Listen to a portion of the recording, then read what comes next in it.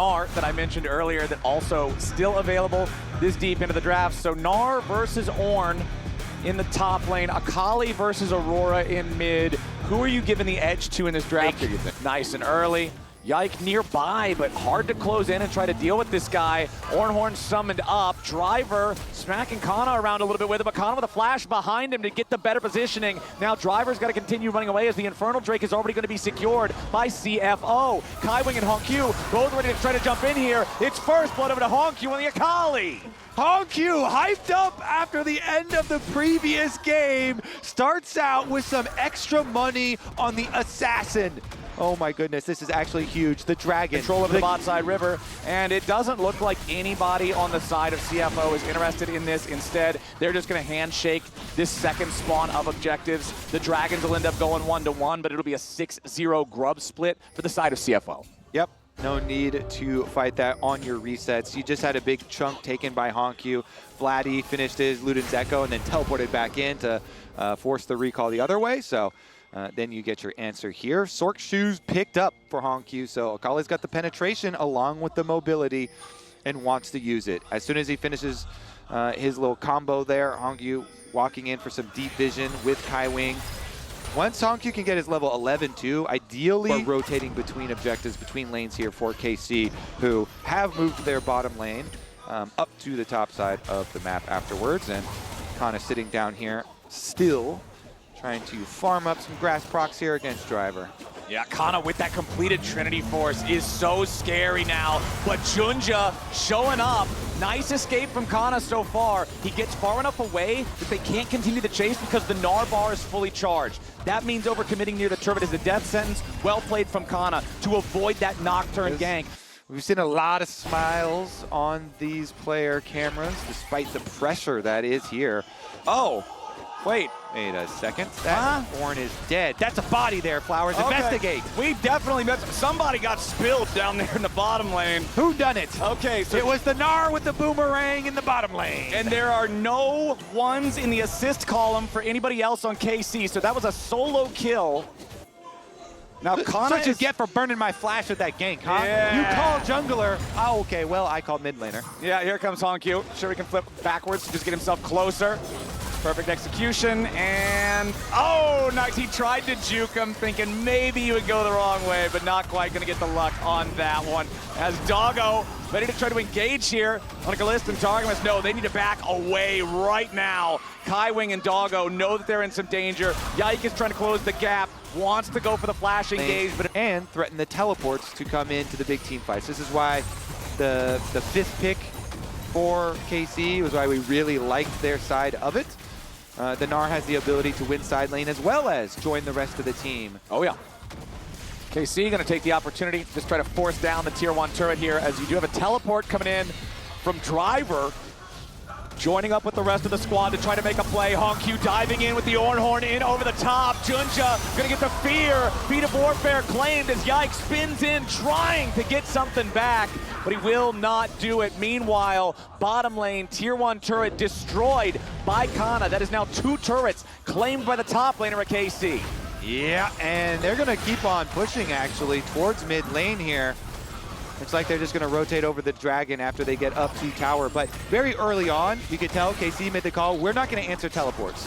We are not going to answer with Kana's teleport, but they couldn't avoid the engage. Yike's in some trouble. He gets caught out. He's going to get bursted down. The fear is there, and he's out.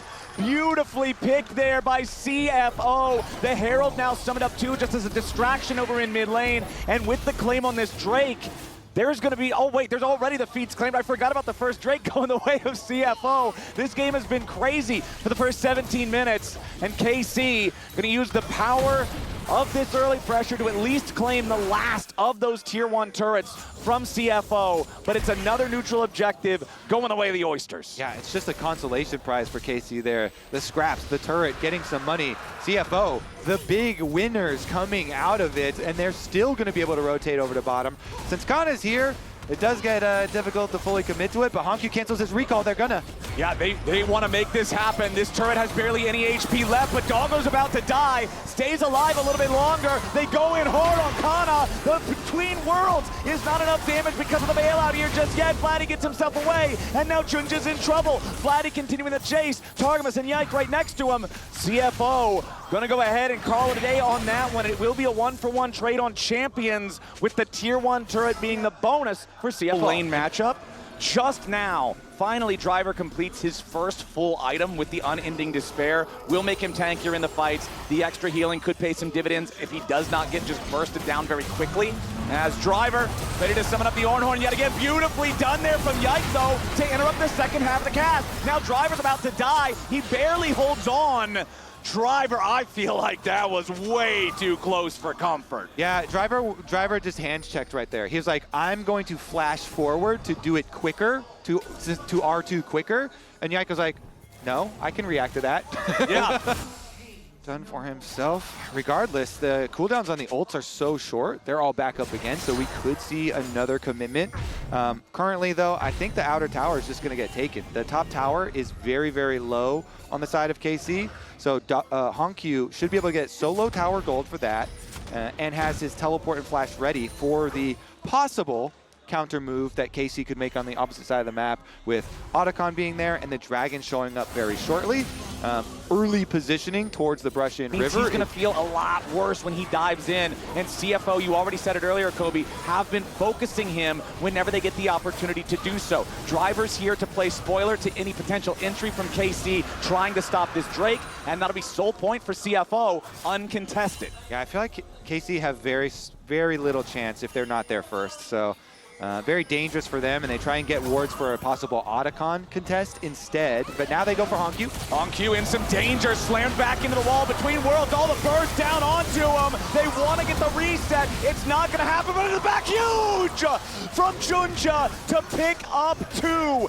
Yes, KC might have assassinated the Akali, but the response is an absolute slugger coming out from CFO. Doggo in the front line, going crazy forward after Kalist, but Kalist turns it around, and now Kana's got Hysteric's Gauge, keeping him alive. A little bit more damage, a flash from Junja. Kalist is still alive, and now it's Driver having to run interference on that.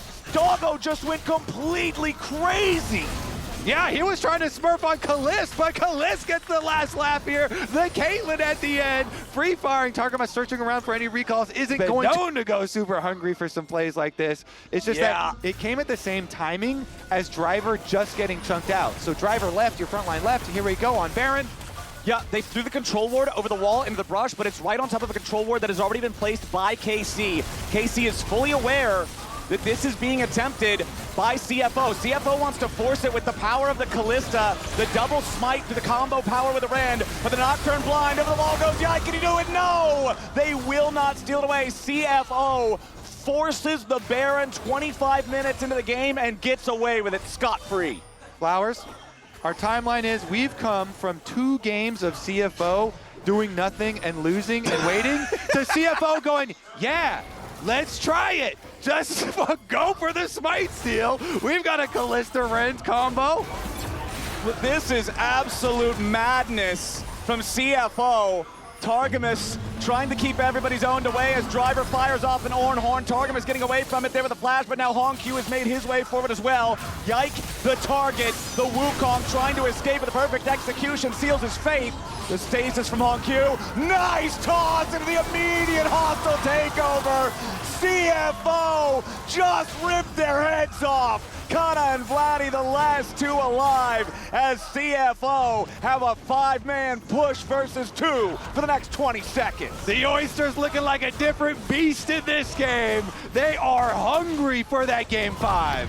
These Oysters have insane when you catch them in a choke like that, and the reward is Otacon.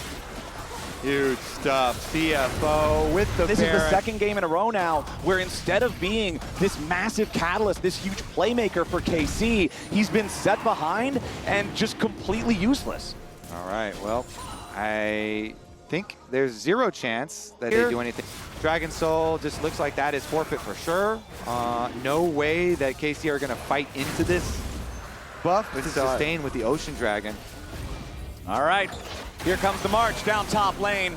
Doggo takes a big chunk of damage, but he'll be happy to heal it right back up. And here goes Driver yet again. Forces out the Ornn engage, but a nice sidestep coming out from Vladdy means he stays safe. Hostile takeover over the top, hits multiple targets, but nobody's dead just yet. Into the back goes Hongq, and into the ground goes KC. A double kill over to Hongq as Yike, Kana, and Vladdy try to keep themselves alive, but the Nexus turrets are the target.